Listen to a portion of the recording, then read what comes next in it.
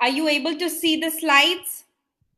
Just say yes or no.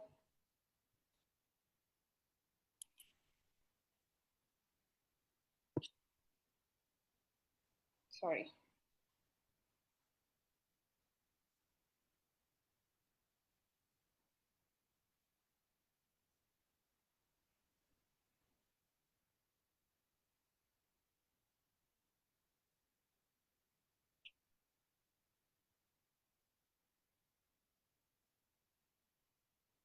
Okay, cool.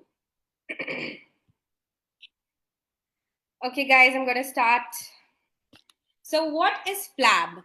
So, plab is objective structured clinical examination, which is testing your clinical skills, yeah, and not much of your knowledge, because what they say is that they have already tested your knowledge in plab part 1. Okay, so now what they do need to know is how much you know clinically, and they want to test your skills. So that's why it's called an OSCE examination.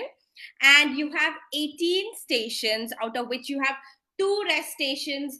And you know how it goes is like you have a reading time, which will vary from street and square, but you will have enough reading time. You'll have around 1.5 to 1 minute 45 seconds of reading time, and you can read the question and then get in, where you have 8 minutes. So after 6 minutes, you have a warning bell. Okay. So that's just a brief idea of how it is.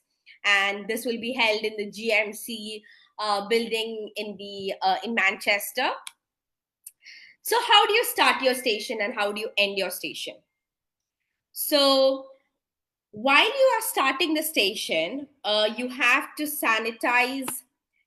You have a sanitizer outside the door, so you have to sanitize, and then you have to greet the examiner, introduce yourself. Hello, examiner. I am so and so person. My GMC registration number is 788. This is, please may I proceed. This is how you're going to enter. So that itself, that's your first impression. So you have to be confident, and it is natural to feel anxious. Okay, but always remember your question, always, because you have to remember where you are, what you are asked to do, and who you are talking to. So you might go inside and you might see some patient's relative who's just very anxious and distressed and in distress, and then like, and you're like, hello, I'm so and so doctor, how may I help you today? So you have to know the situation. Okay, suppose you are given a task of breaking bad news, and you have to go tell your someone's wife that they are in the terminal stage. You can't just go and cheerfully say, hello, my name is this thing.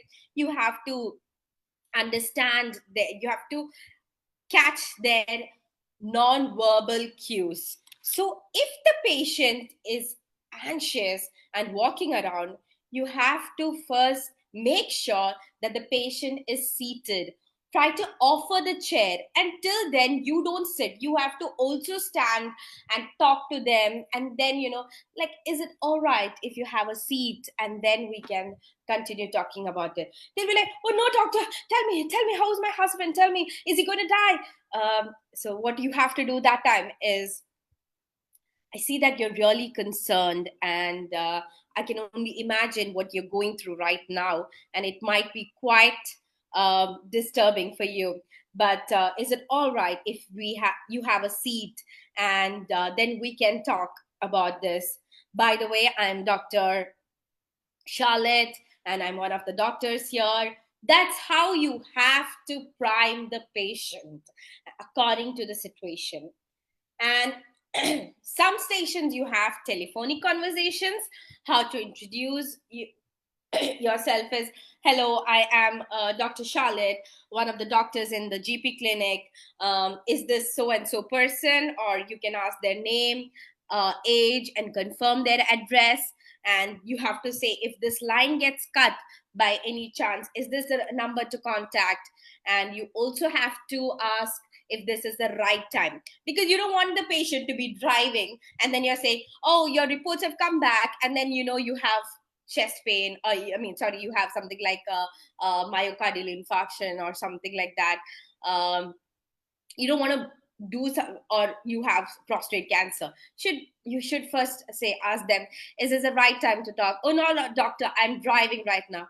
Is it all right for you to keep the car aside and then have a chat with me? Or when is a comfortable time for you to talk to me? I would give you a call at that time. This is how you have to carry your station. You have to be loud, confident, and also take pauses. And your interpersonal skills will definitely count um, a lot, because that's the one that's going to decide, um, one of the main factors that's going to decide if you're going to pass or fail. And what we try to do is, after learning all the scripts and all the case scenarios, we just want to complete the station. But don't try to do that. The examiner will definitely know the direction you're going to. So you have to make sure that uh, you do it in your own pace. Don't try to complete the station. And before ending the station, always thank the patient and the examiner before completing the station, no matter even if it was good or bad. Just have that presence of mind to thank both of them. And don't forget to enter station without telling about the red flags, about the safety netting, or in the end you're in a hurry and you can't tell anything. They'll be like, and your 2 minutes bell is up, you can say that, I'm going to offer you some leaflets and pamphlets and some lines of help, so that you can read through this. And you can, if the patient needs something like a occupational therapy or a physiotherapy assistance, please do offer all that. These are the minute small points which are going which will definitely make you uh, one step ahead than the others. So we have the first minute. Okay, so till now, are there any doubts for anybody?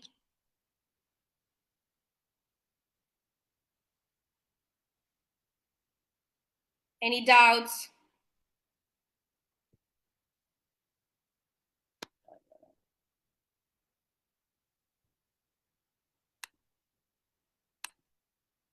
Okay. So, hi everyone who has joined right now. I am Dr. Charlotte and I'll be taking some class on plab 2. And so I'll be continuing my my PowerPoint.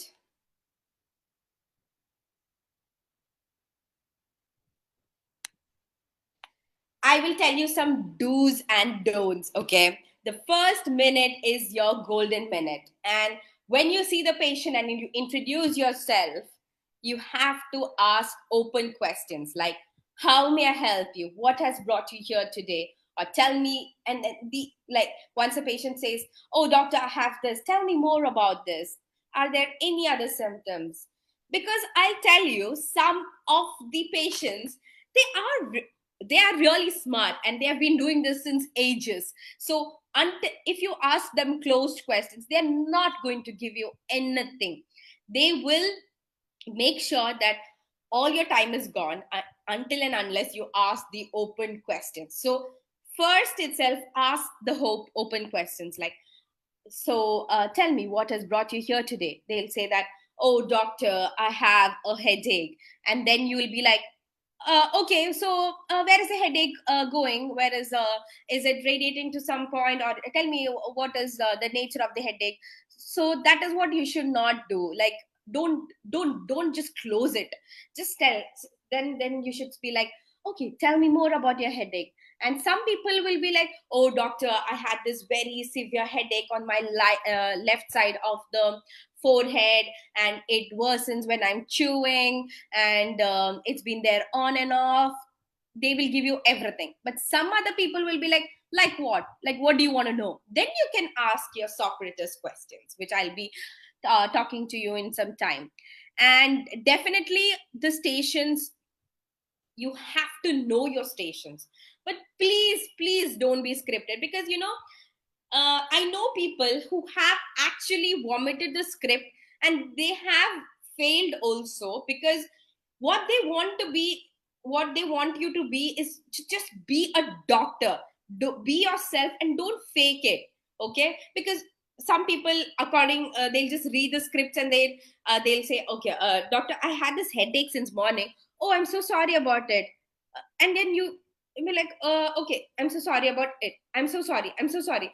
You just don't have to say sorry if you don't actually feel sorry. You have to say sorry when you actually feel sorry, and not after every other line. So the one another thing that is definitely going to fail you for the exam is if you don't take consent while talking to the third party. Because if you don't take consent, then you will be breaching the confidentiality of the patient. While offering confidentiality also, how do you offer? For example, I'm giving you a scenario. There is this 15-year-old girl who comes to you and says that, doctor, I think I'm pregnant. I've not had my periods, and I don't know, doctor. And then you are like, oh, it's okay, you can share everything with me. Oh, doctor, are you sure you won't tell this to anyone? And then you can't be like, yeah, yeah, no, no problem, tell me, I won't share this to anyone. Because you're giving a false promise over there.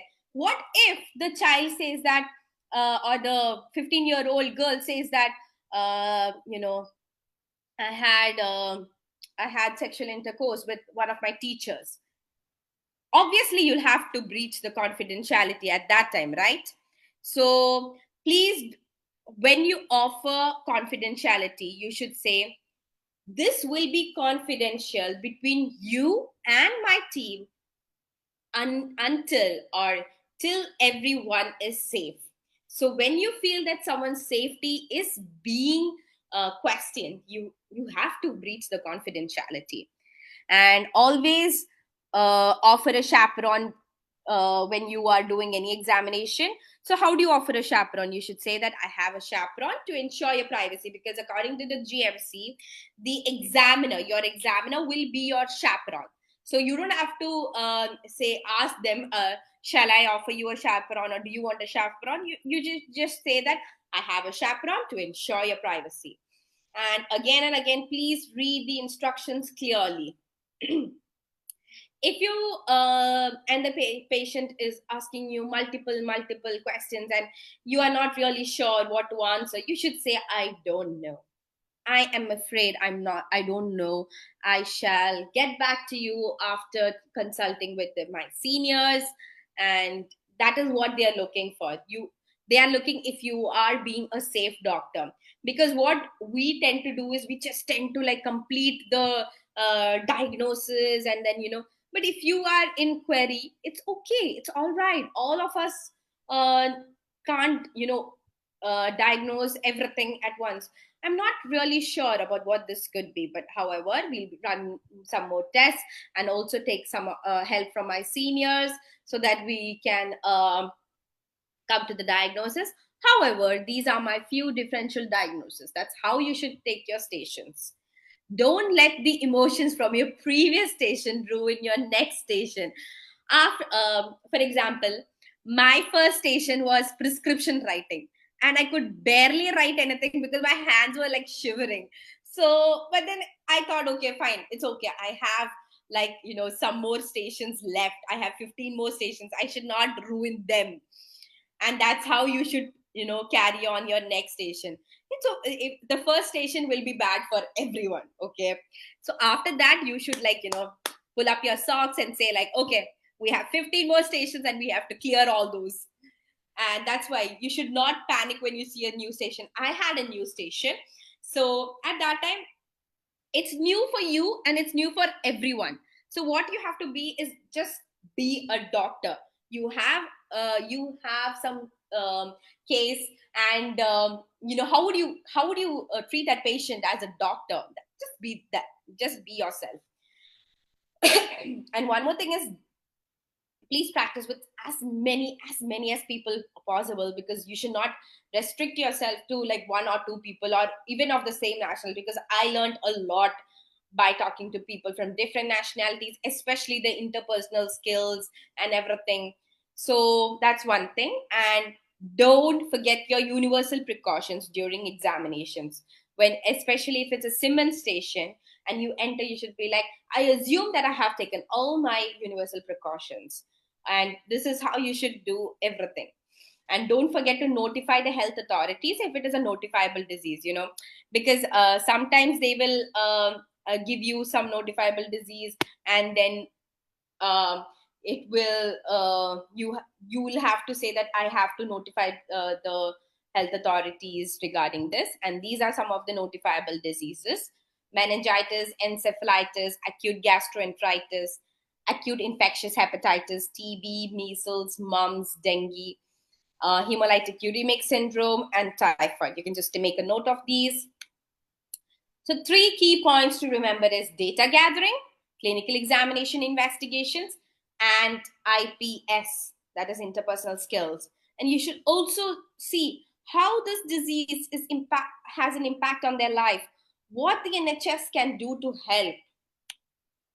So now let's move on to history taking, and I would first start with I would want to start with CVS, and then we have Socrates for pain. So, are you guys aware of Socrates? Is it possible to unmute yourself and say yes or no? No? Yes. Oh, great. So, I have some people with so let's move to Socrates. Okay.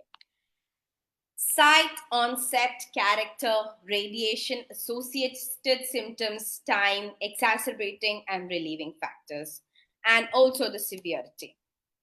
And other symptoms that if it is a cough or a shortness of breath, you have OD-para, which is onset, duration, intensity, progression, aggravating factors, relieving factors, and associated symptoms. Yeah.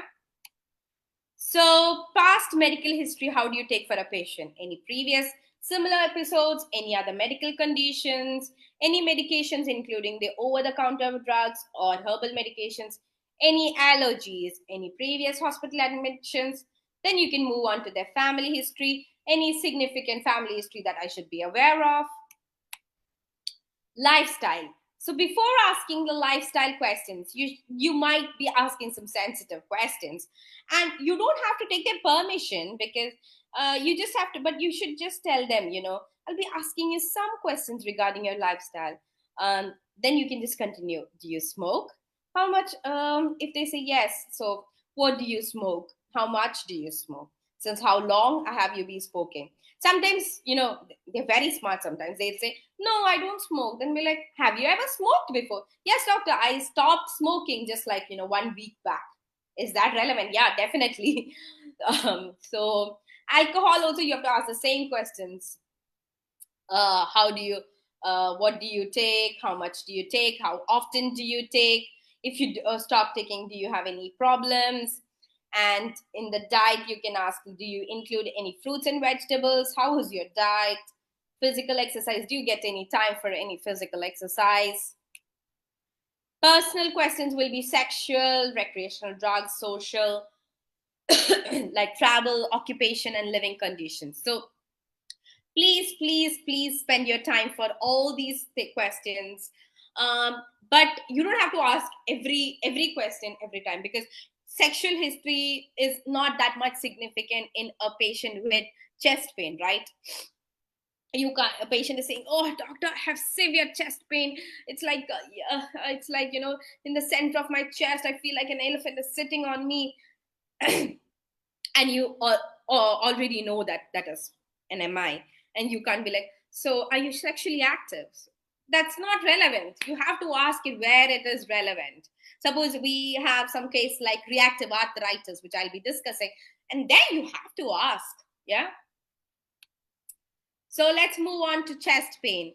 So the differential diagnosis will be acute coronary syndrome, um, angina, pericarditis, musculoskeletal pain, and if it is shortness of breath, it will be pulmonary embolism, post myocardial infarction like heart failure, palpitations, differential diagnosis. It can be arrhythmia because of any reasons. There is a case of peripheral arterial disease with AF. Then that can also give a patient with having, right, left sided pain or chest pain, but then the patient was actually having something like shingles. Let's move on to chest pain, ACS. How will the patient come? Patient will be like, oh doctor, I'm having a chest pain. Be like, what would you ask? Tell me more about it. We're like, doctor, it started like some time ago. It's central, it's just getting worse. And I was just working, and then suddenly this pain came. I think it's just there. It is also going to my left arm and jaw. And if you ask the severity, they'll be like, oh doctor, it's a 7 on 10. We're like, okay, are you comfortable to talk right now? Yes doctor, you can ask me questions. Or do you want me to give you some painkillers? Because some people will be in severe pain, they won't even let you talk. That time you can offer a painkiller to them. You can be like, examiner, I would like to give my patient a painkiller after ruling out any contraindications or allergies.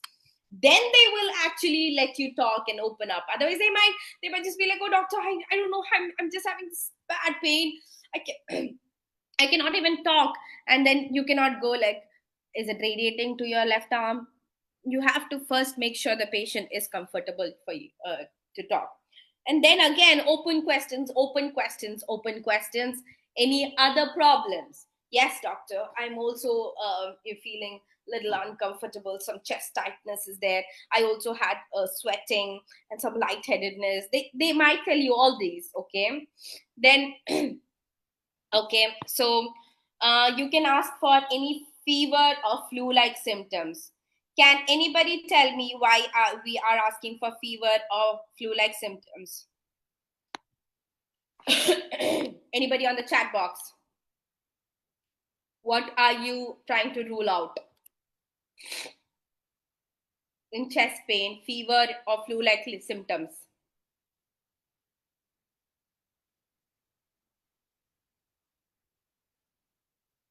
Very good. Yeah.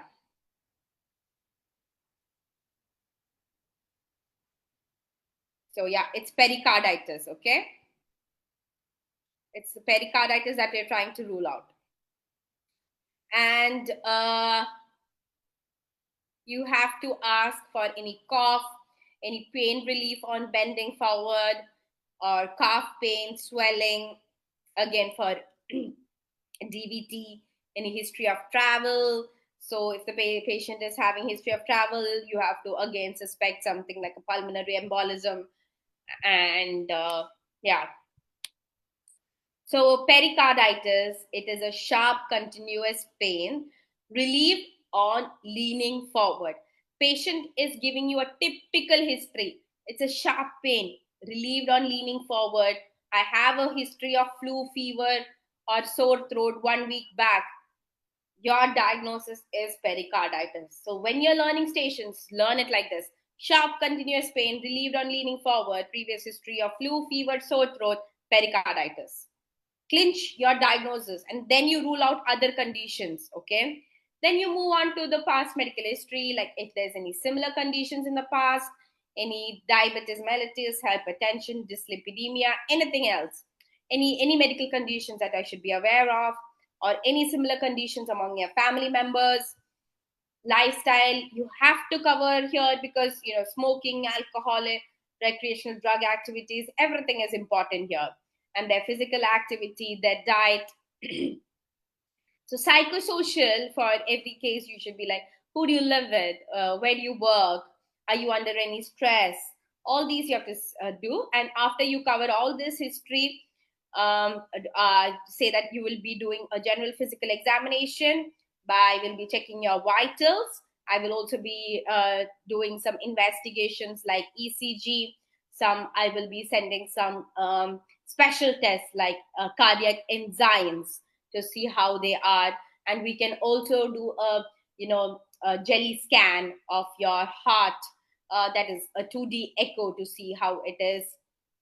All this is the way you have to explain to the patient. Be like, doctor, what's happening to me, what's happening to me? I see that you're quite concerned. So from what I have examined and what I have spoken to you, I feel that this is something known as pericarditis. Pause. Oh, doctor, is it something serious? You seem quite worried about this, but you have come to us, and then we will be able to treat you and give you the appropriate medications for this, and you shall get better soon. You should be reassuring to the patient, and don't give false reassurance. But if it's all right, you should reassure the patient, address their concerns. You'll be like, is it serious? Not very serious. That's not the way you have to say. Is it serious, doctor? I see that you're quite concerned. But you have something known as pericarditis, which is the inflammation of the covering of your heart. And you have come to us, and we will be able to treat you with adequate medication so that you can get back on your feet. That's how you have to tell them. Investigations, what do you do? ECG, chest x-ray, a special test like troponin, routine blood test. Make sure you tell all the investigations to show the examiner.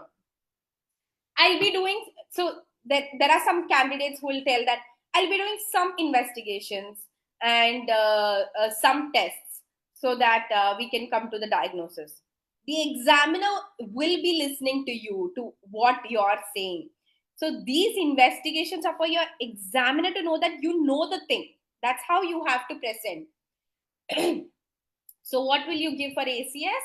Your aspirin, your GTN, lifestyle modifications, and don't forget to safety net the patient, especially if it is a condition like this. You have to say, in case of any severe chest pain which is radiating to your left arm or your jaw and with severe sweating, please go to the A&E immediately after calling the ambulance. Okay, and for these conditions, your differential diagnosis will be angina, pulmonary embolism, pericarditis. It can be even a GERD, and or pneumonia. So, in this particular case of pericarditis, what would you give? Some anti-inflammatory medications, yeah, some NSAIDs. But if it's more than 14 days, you can give colchicine, which will improve the outcome and reduces the chance of inflammation. And even if it's still not improving, then you can go to steroids. So you can slowly tell the patient, like, I'll be giving you some medication which will reduce the inflammation of your heart, which are known as NSAIDs or non-steroidal anti-inflammatory drugs. If not improved, we can give you some other medications. You do not have to vomit out whatever you know. Check the time, give give just the appropriate information that they need. That's enough. They don't want you to be all doctor or very informative over there. You have to say in simple layman language. Don't use jargons. Then you have to always say follow up. Don't forget to end your station without these things: safety netting and follow up with your heart specialist and your GP. So next case scenario we'll have is shortness of breath, which is pulmonary embolism. So here also again you have OD-para, which is sudden, continuous, and if there is any pain, you have to ask Socrates, and you have to ask about associated symptoms like any pleuritic chest pain, pain anywhere else in your body. That way you're trying to rule out DVT, because you know DVT is one of the causes for pulmonary embolism. Yeah. And again, you have to rule out cancer symptoms. Always look at the age of the patient, okay, and then rule out cancer symptoms. So what are the questions that you will ask for cancer symptoms?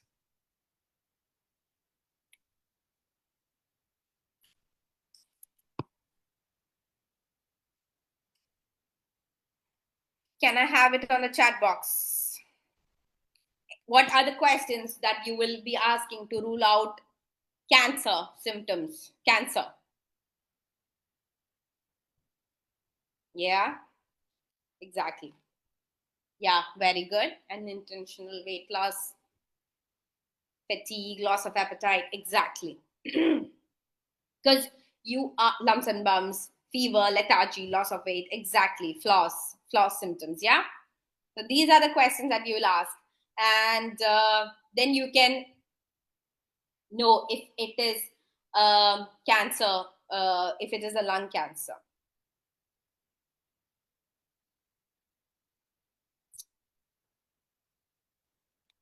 Yeah. So past medical, rule out pneumonia, how? By asking simple flu or fever. So again, past medical history will be MI, previous any venous thromboembolic events. You can ask other past medical histories, any similar conditions in the family, or medications. You should ask oral contraceptive pills. Please ask oral contraceptive pills, because the patient might say the patient is on oral contraceptive pills, and that is a risk factor, right? So you should ask these, don't forget to ask these questions, because those are the questions.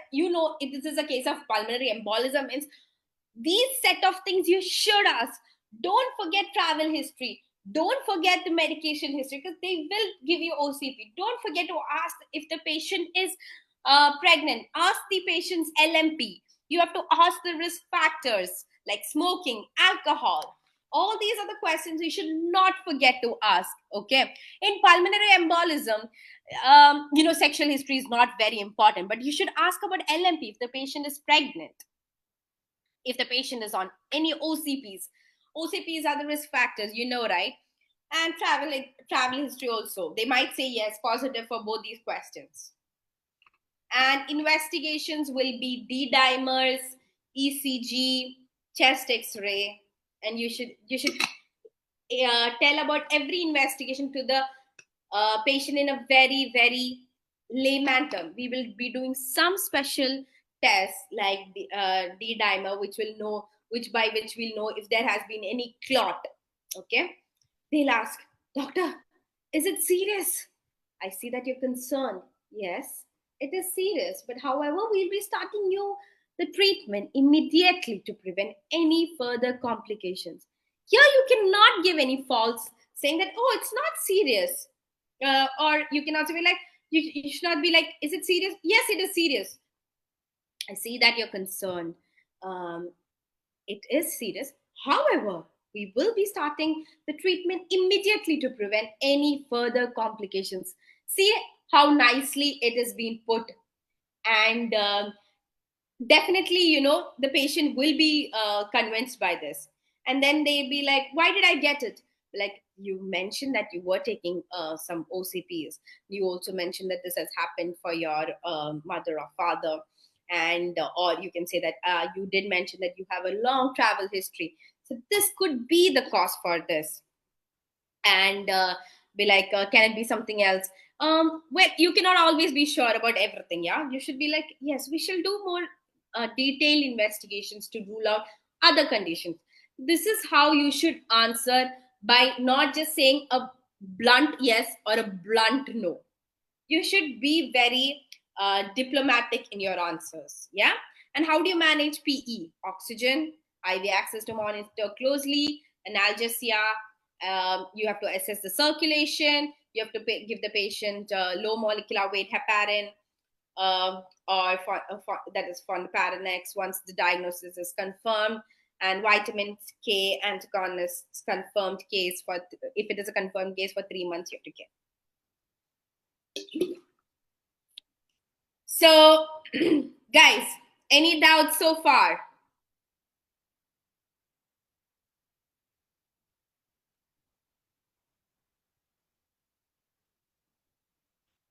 Have you got any doubts so far? Okay. Uh, Hemoptysis. I see a hemoptysis. What is it about hemoptysis?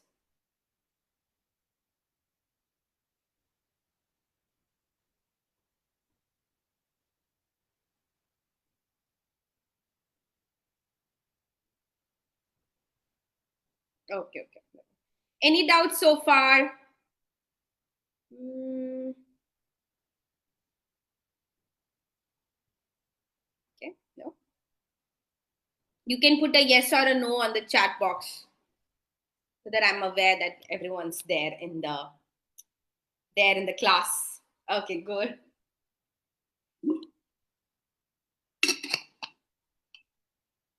Great. Anyone who wants to do any station?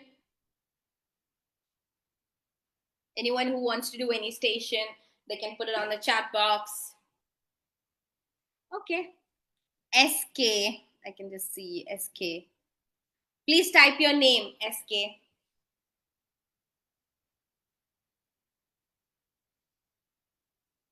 Sony. Okay, Sony. Any particular? Fine.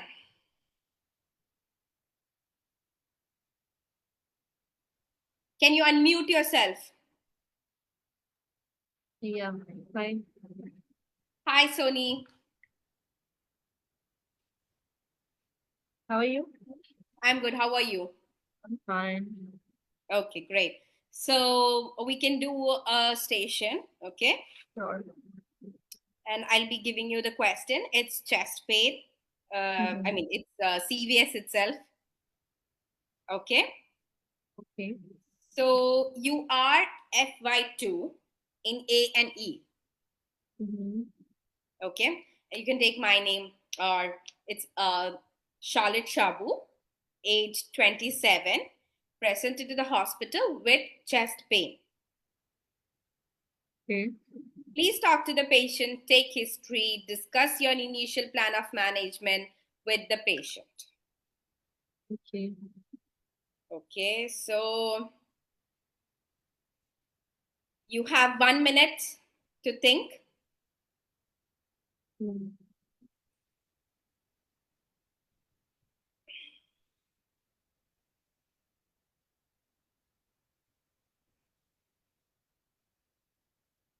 Okay, guys, anyone else wants to do the next station? You can put it in the chat box so that we can do some other station together.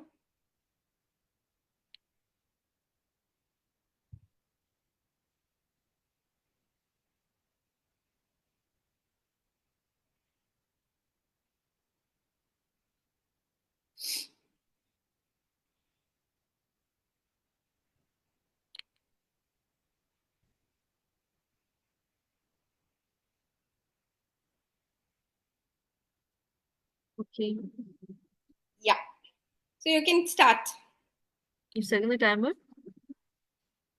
Uh, okay, I'll set the timer and at 8 minutes timer is your time starts now. Hello, good morning. Good morning. My name is Dr. Soni. I'm one of the doctors here in this emergency department. Can I please confirm your full name and age? Doctor, I'm Charlotte Shabu and I'm 27 years old. Okay, so how may I call you? You can call me Charlotte. Nice to meet you, Charlotte. Yeah, hi. Okay, so what brought you here today? Oh, doctor, I have this bad chest pain, doctor. Is it okay to talk at the moment? Oh, yes, yes. It's all right. You can talk to Okay. me. Thank you, Charlotte. Can you just tell me more about it? Doctor, like, what do you want to know? When did you have this chest pain? Like when it started? It started a few days ago, Mm-hmm.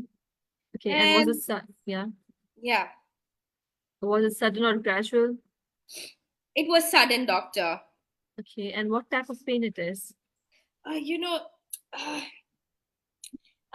it's kind of a dull pain, and it's continuous. It's just Mm-hmm. there all the time. Okay. And is it going anywhere else? Like your arm, your jaw, anywhere else? No, doctor. Okay. And can you tell me anything makes it better? Well, not really. Nothing makes it better or worse. Okay, that's all right. Can you please grade your pain for me from 1 to 10, 1 being the mild, 10 being the severe pain? Oh, well, I would say it's around, 4 or 5. Okay, that's all right, Charlotte. So can you tell me anything else that is bothering you other than this pain?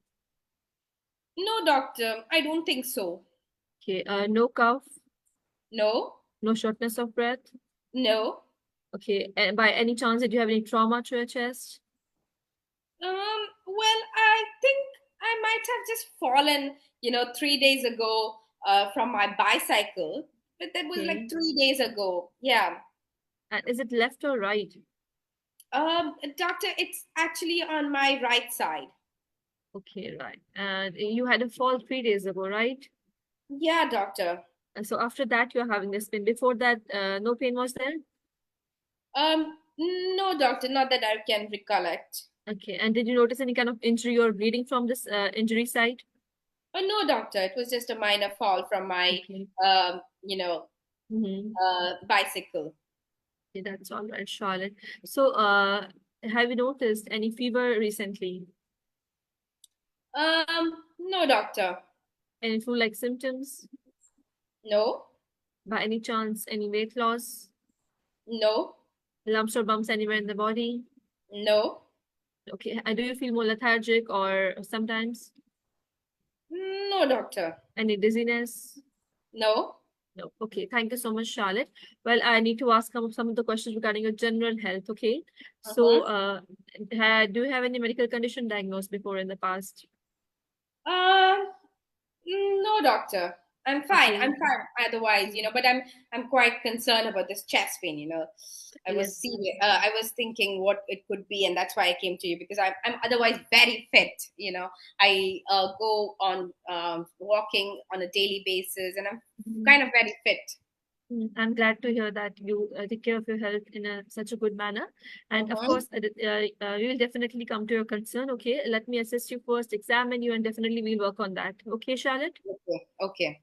Yeah, and any allergy to any food or medication? No, doctor.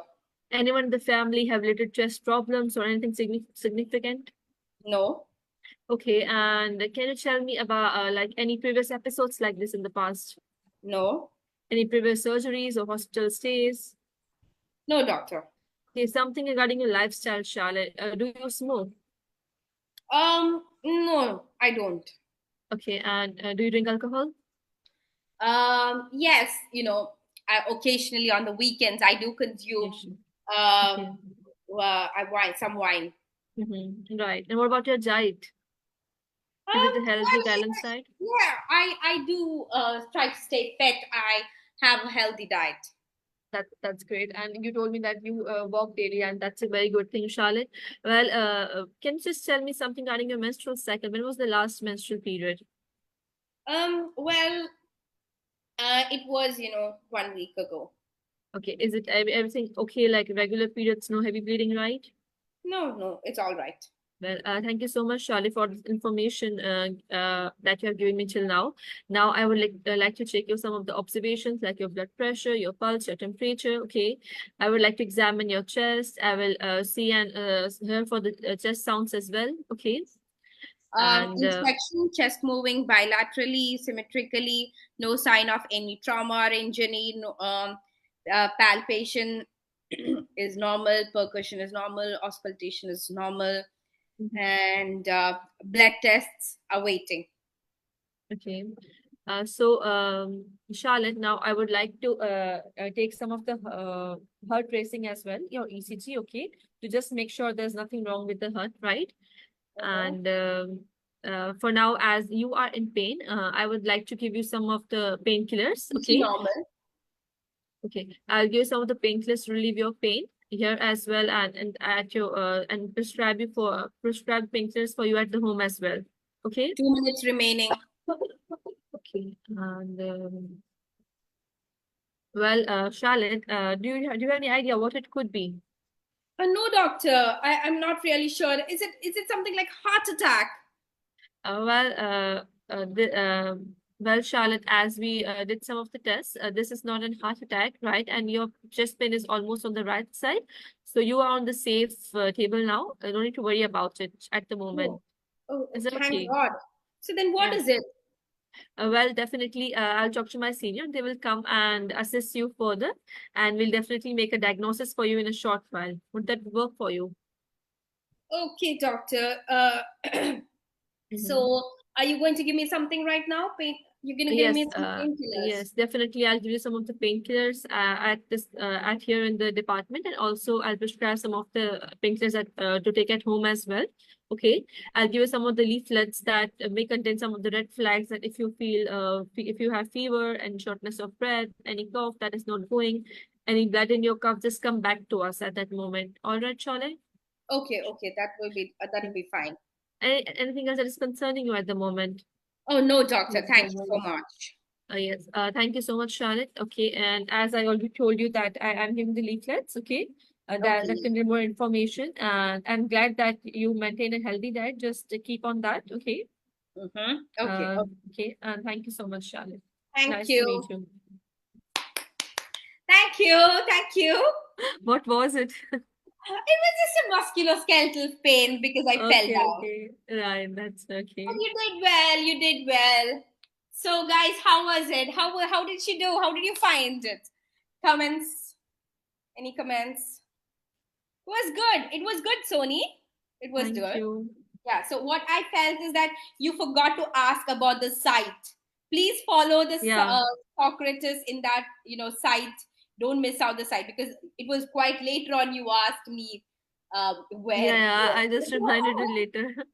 Yes, exactly. And then the structure that will come with practice, uh, Mm, past medical history, lifestyle, psychosocial. Don't mix it up. Everything should go in that order. That was mm. another one point. And here, you, I think you understood that I fell down, and because it would be probably because of that, right? Yeah, but I didn't like have a clue what to name it. Like Yeah, this you can pain just didn't come say in my that mind. you mentioned that you had a fall, and that it could be because of that, and Yeah, I it's should just have mentioned. yeah, simple musculoskeletal pain, Hmm. or something like a costochondritis. Yeah. Just say that because of that, but don't worry because your ECG has come out to be normal. Yeah, you can reassure the patient that your ECG has come out to be normal. However, we are awaiting some more tests, and we will see that. But this more likely looks like a simple musculoskeletal pain, which shall be relieved on some rest and some painkillers. That's it. Yeah. Good, good. So we'll move on to the next topic. Yeah. Hmm. Okay. Okay, guys.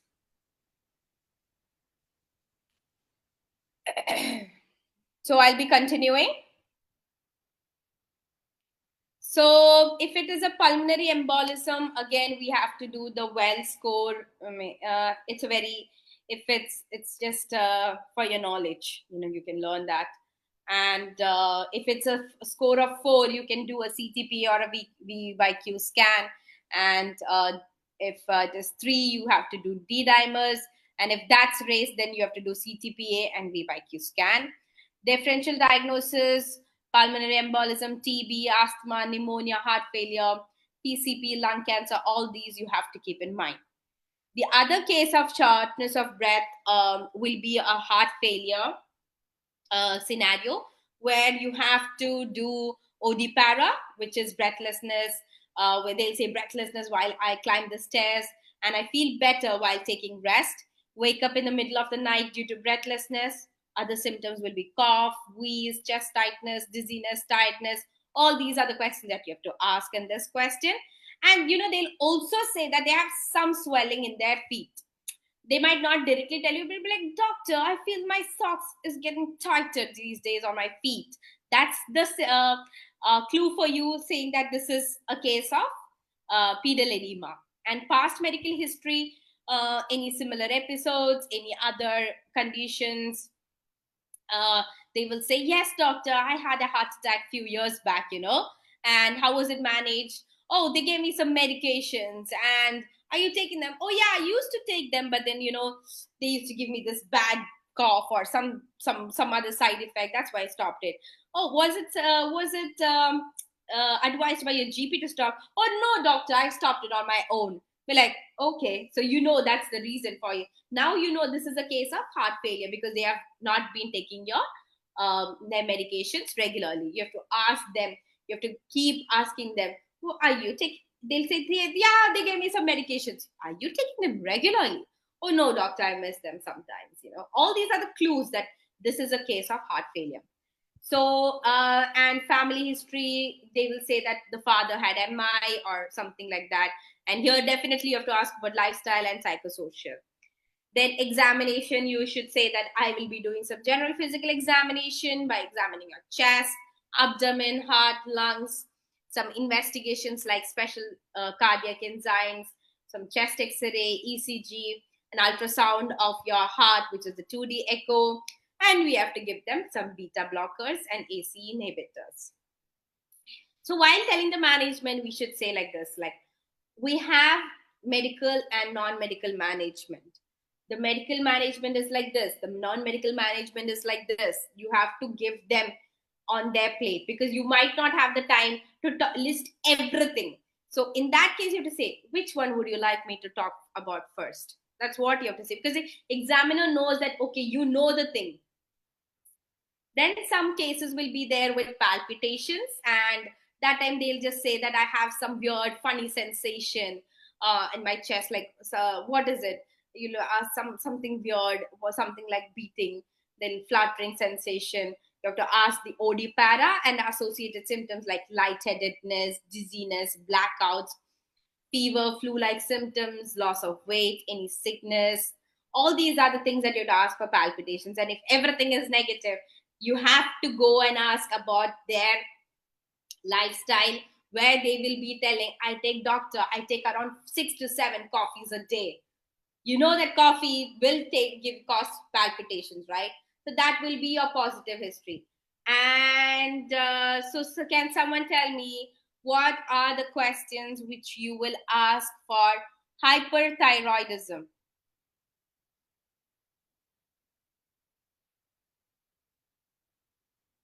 Yeah, even, yeah, Sony, you could have asked also the eyes, like, you could have asked like, what do you think this is a bit earlier? Yeah, do you feel hot? Very good.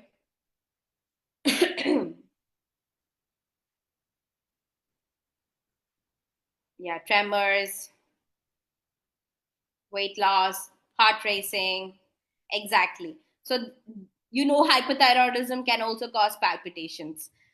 And any more differential diagnosis? Can anyone list some more differential diagnosis for palpitations? Palpitations other than hyperthyroidism. What can you think? Anemia. Very good. Any more?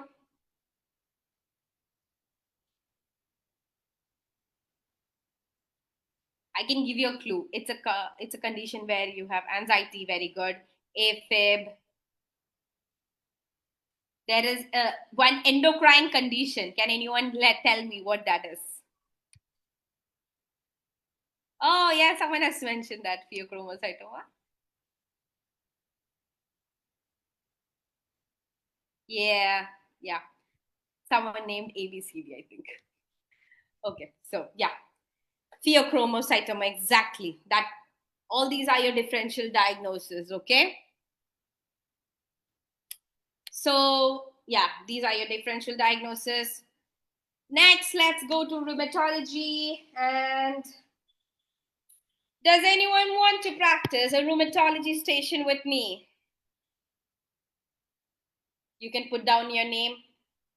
I will be taking a short idea about what this could, what the, how to go about roommate stations, and then if someone wants to practice with me, they can put down their names. Don't just this is the only way that you can uh, clear plab too. That's by practice, practice, practice, practice. Okay. So the topics will be rheumatoid arthritis, gout, PMR, chronic fatigue syndrome, carpal tunnel syndrome, reactive arthritis, decurvain, stenosynovitis, Raynaud's phenomenon. I'll not be discussing everything, but I'll be discussing the main points. So there'll be a patient who's having complaints of pain in both hands. Doctor, I have severe pain on both my hands. Where is it? It's sight. Where? Fingers, wrist. You know, you have some differential, that is rheumatoid arthritis um, or something like psoriatic arthritis. These are your differential diagnoses. Since how long are you having this? I'm having this since 6 to 7 weeks. So you know it's something like chronic. So you know it is not a trauma or a acute condition. So did it start? When did it? How did it start? It was sudden and it was continuous. How was the pain? It's a dull pain. And how is it relieved? It is relieved on ibuprofen, doctor. So you know, now you know with the see, you have to learn in such a way that the patient gives you this much information, you know this is the diagnosis. Now you know this is the diagnosis. Now you have to rule out other conditions like, do you have early morning stiffness? Yes, doctor, I also feel stiff. Do you have rashes? Why do you ask rashes in this question? Why do you ask for rashes?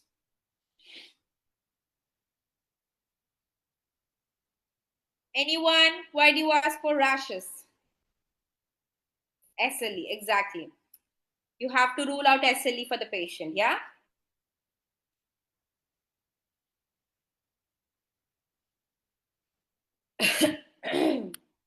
So again, rheumatoid, you have to ask about fever, flu-like symptoms. You know, sometimes it might be something like a septic arthritis, any tiredness, lack of energy, because you know all the connective tissue disorders will have some sort of tiredness or lack of energy. Then you have to ask them any problem with your eye. Let's see if someone can answer this. Any condition which you know related to the eye, which is related to rheumatoid arthritis, put in the chat box. Let's see if we can get this right.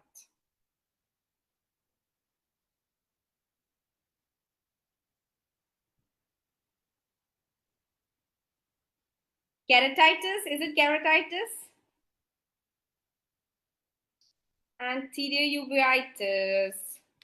It's more related to ankylosing spondylitis. Mhm. I'm asking about the eye condition. Eye condition related to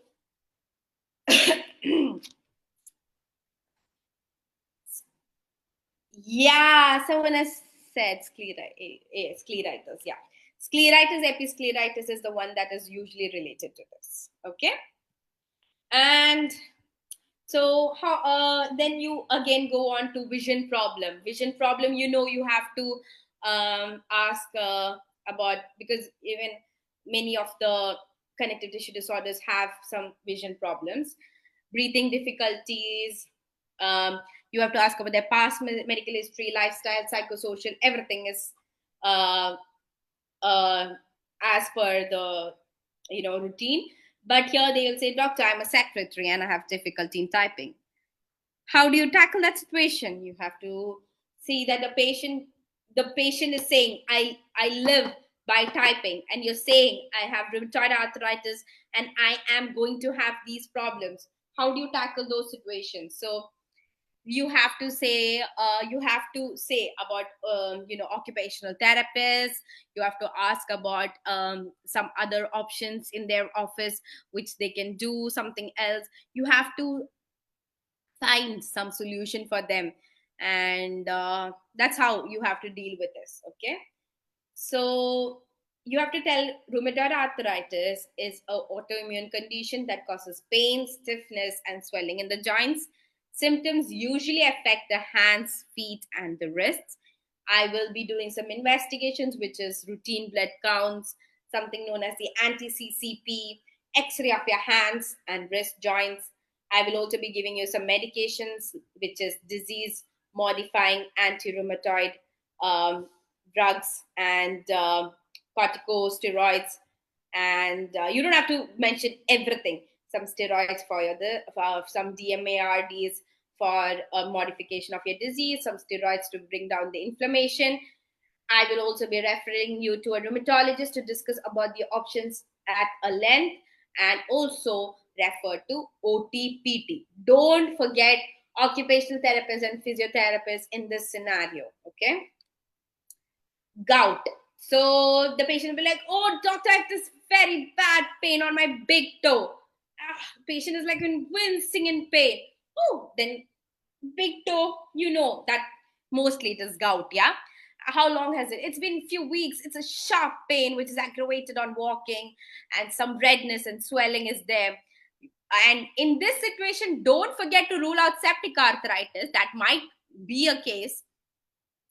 Then you have to ask, do you have fever? No, doctor, I don't have fever, but this pain is killing me. Oh, then you know. And you have to also rule out peripheral arterial disease by asking if there's any gout, if there's any ulcer on their foot, any trauma, and also ask about their past medical history. They will be saying, "Oh, doctor, I had BP and I was started on benroflumetazide 6 months ago." Oh, you know that does cause gout. Yeah. And when you move on to their lifestyle, "Oh, doctor, I love taking steak and beer." These all are the risk factors. And then you can just move on to your psychosocial. Who do you live with? I'll be doing some investigations, uric acid, some urea electrolytes, X-ray foot. So after you say all this, you should ask the patient, ice. What do you think this could be? Oh, sometimes a patient itself will be like, "Oh, doctor, is it gout?" Oh, I see that you are aware about gout. How much do you know about it? Oh, doctor, I'm not sure. Okay, well, let me explain it to you. It is because of a buildup of crystals in the joint space, and these crystals are irritating your joint space, causing the pain and discomfort. Very simple, layman. You don't have to say this is MSU, this crystal, that crystal. You don't have to say how it is birefringent, this thing, that thing, nothing. Simple language. And then you have to say we have non-medical management and medical management, because your 2 minutes bell will be up by now. Which one do you want me to discuss? Then you have to go on to say about the management, how it is managed. Here you have to say about why did I get it, because of this. You said that you're fond of red meat, of steak, red meat, beer, and the BP medications that you're taking. All these are the risk factors. We will be doing some review regarding your medications, and also please try to cut down on these risk factors. PMR, polymyalgia rheumatica. Someone in the chat box, please tell me what is PMR related to? Something else, some other condition. Yeah. Yeah, correct. GCA. Correct. GCA. One more question I'll ask you. So if the patient has GCA, okay, and the patient is saying, "I have blurring of vision," what medication will you give to the patient? You can put it on the chat box and I shall see who gets it right. Steroid, good, but what steroid? Is it IV or oral? IV. You have to give IV. Because the patient might be blind. Patient is already blind. I have vision problems and blind, and then you really can't do anything, but you can prevent the blindness of the other eye. So that's what you have to give. High dose IV. Very good. So polymyalgia rheumatica, the patient will say, I have pain in the shoulder, hip for few weeks. It's dull, continuous, not relieved on any painkillers, can't move my arm above my head. It's difficult for me to even walk my dog, doctor. All these the patient will say, and you'll be like, any problem with your vision? um mm, no, doctor. Any headaches you have to ask about, because this is, it is connected to GCA. Any past medical history, family history, personal, because they are having a chronic pain, you have to ask about their mood, about their sleep, because they'll say, oh doctor, because of this pain I'm not able to get good sleep, my mood has been off lately. All these are the things you have to say. And examinations, you'll see that almost all the investigations, you have to see ESR CRP will be raised, and then you have to explain to the patient what this condition is. You have to give painkillers for pain, steroids, and rheumatology referral. And they will say, oh, doctor, uh, steroids, I heard that's a very bad drug. I heard that has a lot of side effects. Uh, what do you want me to do? So, how do you tackle that question? People, you can put on your chat on the chat box how to tackle. Doctors, I know that steroid is a very bad drug. It has a lot of side effects. So they'll be like, oh, I see that you're concerned about the side effects of steroids. Are you aware of any of the side effects? No, doctor, but then I've heard they have a lot of side effects. Okay, yes, steroids do have some side effects. However, we will be monitoring those side effects, and we will be giving you any medications if any side effects develop. But for you, weighing the risks and the benefits, steroids are more beneficial for you, because if you don't take them, the disease might progress. And then you should say, I could you some of the side effects are gastritis, which we can give you some proton pump inhibitors for them. That weight gain is a risk factor, but with regular exercise, you can reduce that side effect. All this is how you have to tell how to tackle the side effect in a very simple layman language. Chronic fatigue syndrome. So they will say, doctor, I have tiredness. I feel tired all the time. I'm not able to do anything. Since when is it? 6 months. So, it's a long time duration. So it's chronic. And they are feeling tired, fatigue syndrome. Since when? Oh, doctor, I think it's since my last flu. So that's your clincher. That is CFS.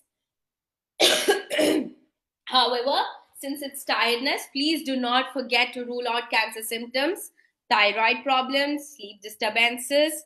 Also, ask about the past medical history, lifestyle, psychosocial, physical activity, and long-term tired. What is this? What is this? What is it? Cancer? Um, so this is something known as chronic fatigue syndrome. It is a long-term tiredness without any medical cause.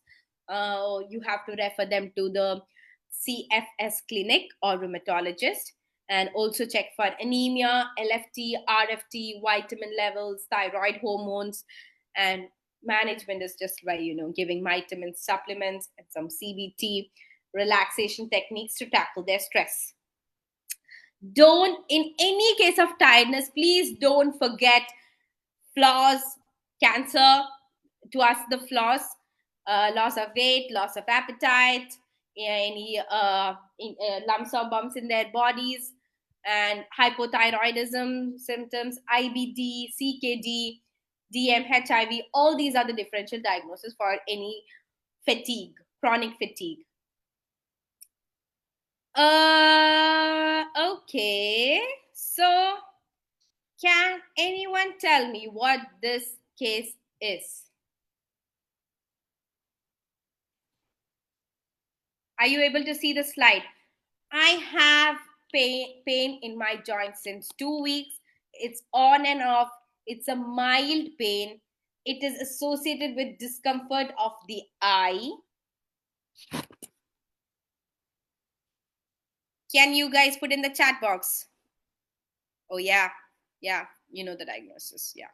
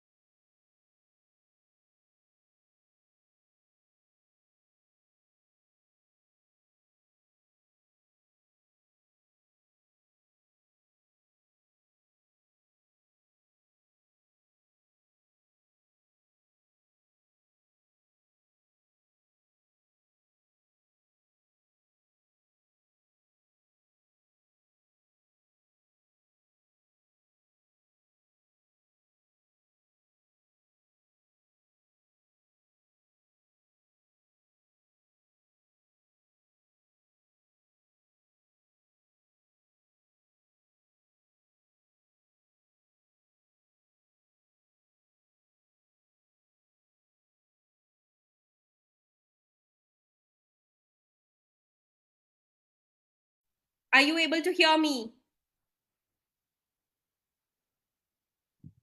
I'm sorry. I didn't know that the video went. Are you guys able to hear? Okay, okay, cool. Okay, I'll be continuing.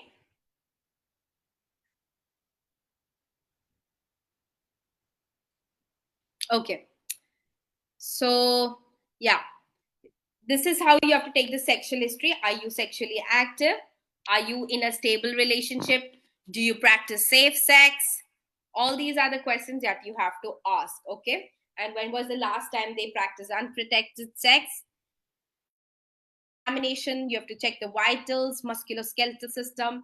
How do you check for this examine? Yeah, you should say that I'll be having a look, feel, and I'll be asking to move. I have a chaperone to ensure your privacy.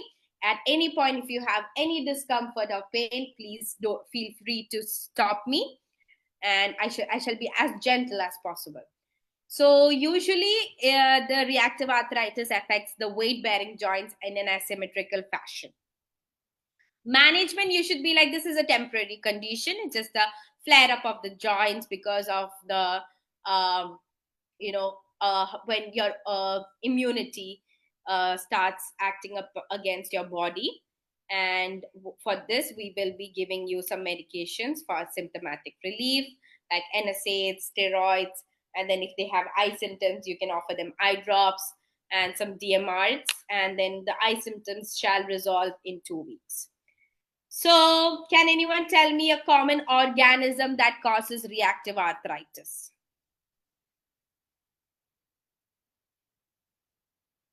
In the chat box, anyone who can tell me the reactive the common organism that causes reactive arthritis?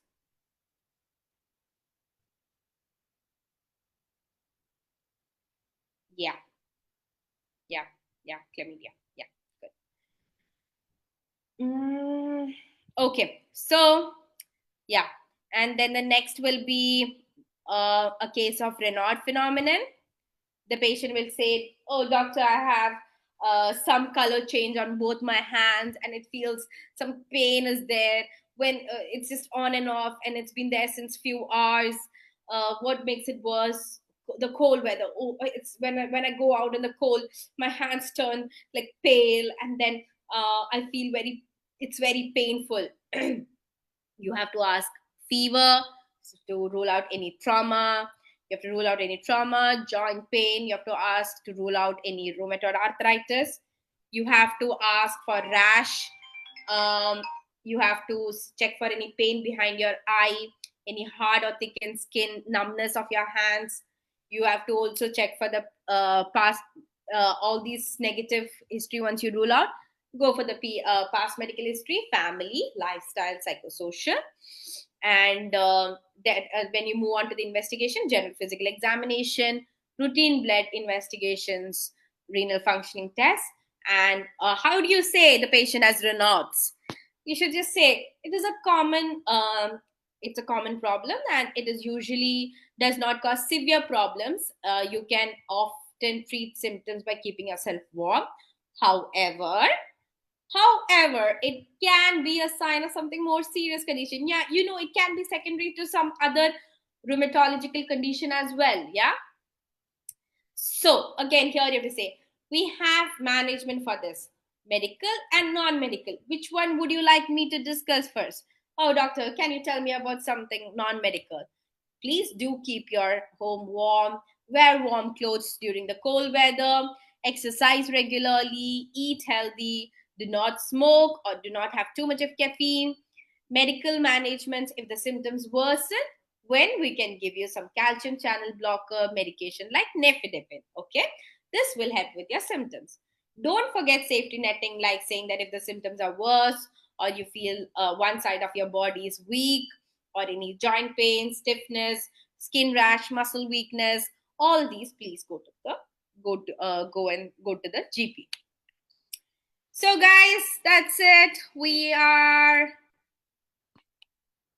done with the PowerPoint. How do you think the class was? Can I hear it on the chat box? How do you think the class was?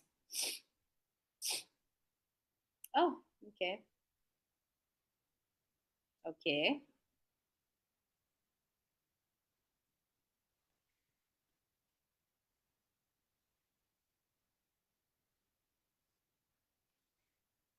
Okay. So I will be taking my classes in a very interactive way, in a very structured way, and hopefully I will be able to guide you guys till the exam, and make sure that you guys ace the exam. Not just clear, ace the exam.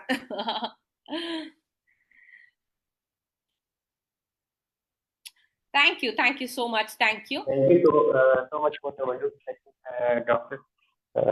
This side, there are comments. Yes, it was indeed a wonderful session. Thank you so much. Hope to see you again. Have a Thank good you so day. much. Bye. So I think we'll end the session because there's no much time to do another practice session. So, but however, I'll be doing more practice sessions later on. Is that all right?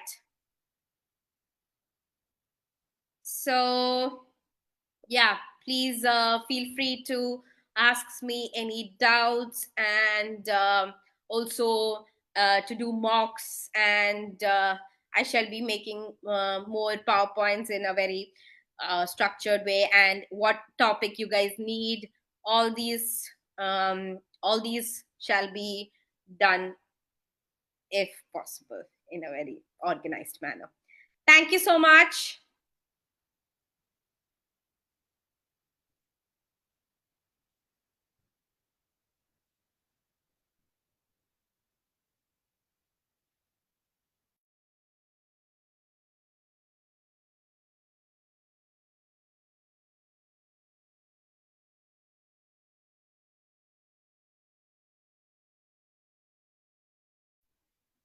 Yeah, you can contact to the number that is given by Minhel for booking box